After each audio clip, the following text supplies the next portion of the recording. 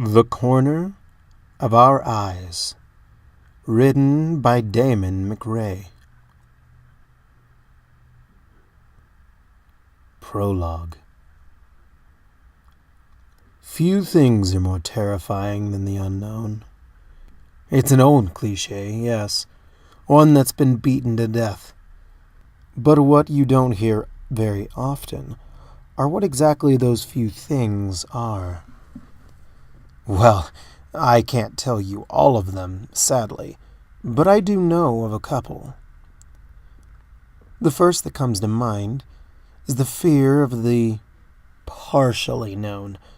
Those little half-truths or pieces of an image that only give you a glimpse into what the true, horrible entirety is. The things that let you fill in the blanks all by yourself. And let me tell you, your imagination is not your friend. It will do things to you, lie to you, or, if it feels especially cruel, it will do its best at guessing the real face of the thing. If it has a face. Oh, God, where's its face? And that's always somehow worse. Just knowing a little bit about a thing can be much worse than knowing nothing. Because when you know nothing, you fill in the blanks all by yourself. Your mind reaches out for what it knows and paints a picture based on your own primal fears.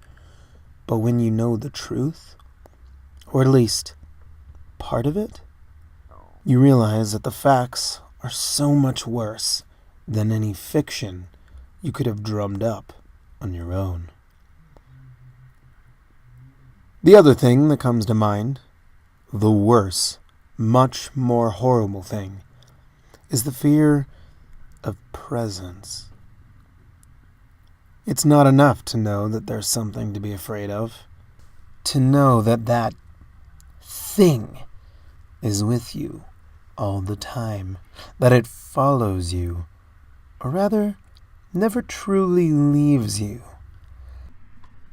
That kind of oppressive persistence does things to a pony. You don't sleep. Please, no. I don't want to sleep. What if it comes when I'm asleep? Is that it over there? And it slowly destroys you. Reality and fantasy and all the little things in between blend together. And those little things? Murder on 4. No. 2. No, wait. Is that a 5th? Oh my Lord, what even is that? Legs. Tiny little hells on Equus. But you don't see them until you can't not see them. There are those, I think, who must live with this every day. How they do it, I don't know. How they live, eat, sleep. No, don't sleep. You can't make me even breathe with their own personal devil lingering over their shoulder is beyond me.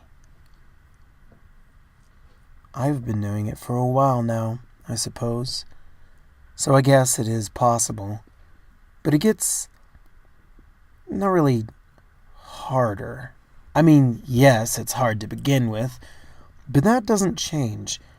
I guess you just grow weaker with it. That's what it waits for in the end. Weakness. Goddess knows what it wants. Or they. I'm not really sure how many of them there are now. If there is, are, was, will be more than one of them. It, him? Is it a him? Is it him? They, he, she, maybe both?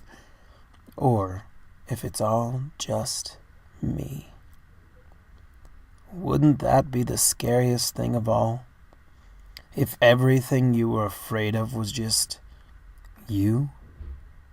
No less dangerous, no less deadly or terrifying or full of rows of shiny pointed teeth at the edge of your bed or right behind your ear, but just You?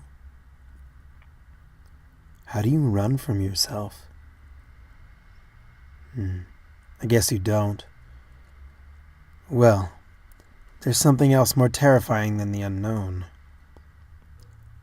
Not being able to run. It should have been an ordinary day. In fact, for the most part, it was. It even started off just like any other day. I got out of bed, a small little 4-poster I moved to the very middle of the room. I like to keep flowers around the edges of my room. Or, if not flowers, gardening tools. The other flower mayors have their own special talents for leafy greens and whites and yellows, but roses require a special touch and a certain amount of respect. I mean, there aren't a lot of ponies who say their special talent is something with thorns that you put in your mouth. Or maybe there are. I try not to think about that.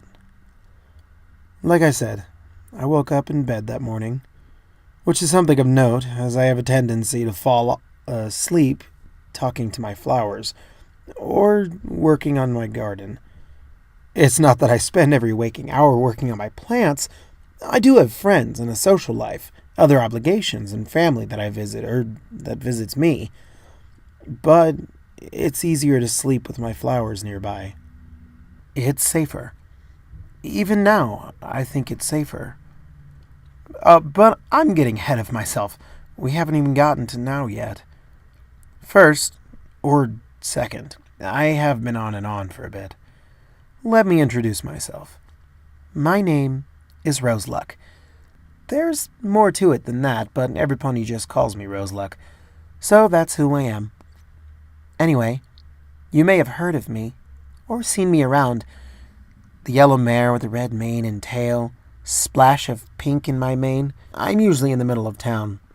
It's where I live. And where I woke up that morning? That wasn't anything of note.